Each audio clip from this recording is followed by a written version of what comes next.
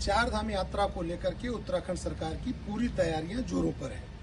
शासन प्रशासन पूरा मुस्तैद है, हर उस पहलू को बड़ी गंभीरता से देख रहा है जो चार धाम यात्रा में जरूरी है।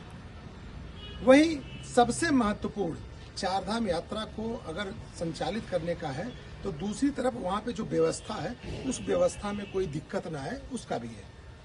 चार धाम यात्रा को लेकर के जहां शासन प्रशासन ऋषिकेश से सारी तैयारियों पे नजर रखे हुए है और उन तैयारियों का जायजा ले रहा है और अगर कोई कमी है तो उसे पूरी करने का भी प्रयास कर रहा है। दूसरी तरफ इस चार धाम यात्रा में पिछली बार जो ये चारों धाम हैं वहां पर वीडियोग्राफी और रील बनाने की कई घटनाएं हुई, जिससे एक मैसेज खराब जा रहा था और उस मैसेज को रोकने के लिए सरकार की तरफ से मुख्य सचिव ने एक कड़ा निर्णय लिया। 24 मई को पिछले वर्ष एक निर्णय लिया गया कि चार धाम, जितने चारों धाम हैं वहां पे न तो वीडियोग्राफी होगी धाम के अंदर, न वहां कोई रील बनाई जाएगी। उसका पालन भी किया जा रहा था। लगभग 150 लोगों पर पिछले साल इस पे कार्रवाई भी की गई। और इस बार जहां चार धाम यात्रा की व्यवस्थाओं को लेकर के तैयारी चल रही है उसमें मुख्य रूप से प्रशासन इस चीज पे भी नजर बनाए हुआ है कि इस बार भी चारों धामों में न तो कोई वीडियो बना पाए और न तो कोई वहां पे रील बना पाए।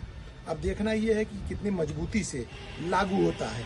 लेकिन इस बार जिस तरह से समाचार निकल के सामने आ रहा है उससे ये माना जा रहा है कि ये जो मॉनिटरिंग है, कहते हैं ना कि कोई भी समाचार को इम्प्लीमेंट करने के लिए मॉनिटरिंग प्रॉपर होनी चाहिए। तो जिस तरह से इस बार तैयारी है उसकी मॉनिटरिंग प्रॉपर चल रही है। क्योंकि कई बार देखने को मिला ये जो यूट्यूबर्स हैं और जो लोग रील बनाते हैं, बहुत सी तो पॉजिटिव चीज़ों को देते हैं, धार्मिक दृष्टि से देखते हैं, लेकिन बहुत से ऐसे लोग होते हैं जो अर्थ का अनर्थ कर देते हैं, जिससे जो मैसेज है वह खराब जाता है। उसी के दृष्टिगत यहाँ की सरकार ने निर्णय लिया था।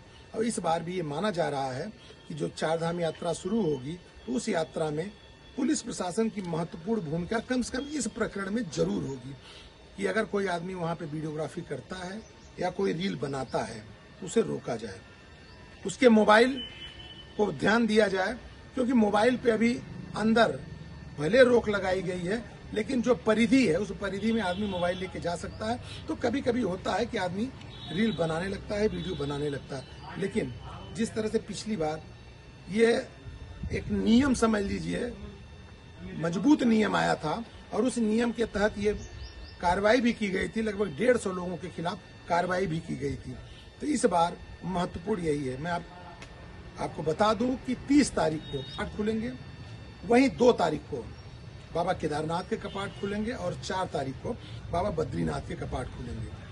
और इन चारों धामों के कपाट खुलने के बाद इस बार सबसे बड़ा चैलेंज है वह यह है कि इस बार की यात्रा लगभग 10 दिन ज्यादा है और ये माना जा रहा है कि जो श्रद्धालुओं की संख्या है पिछली बार से कहीं ज्यादा होगी, कहीं नहीं बहुत ज्यादा होगी। और वह ज्यादा होगी तो वो कैसे उस पर नियंत्रण रखा जाए और कैसे उस यात्रा को व्यवस्थित कराया जाए ये तो समय बताएगा। लेकिन अभी सरकार हर उन पहलुओं पर नजर रख रही है जो पिछली बार उन्होंने सोचा था और नहीं कर पाए थे। धन्यवाद। देखते रहिए इंडिया न्यूज।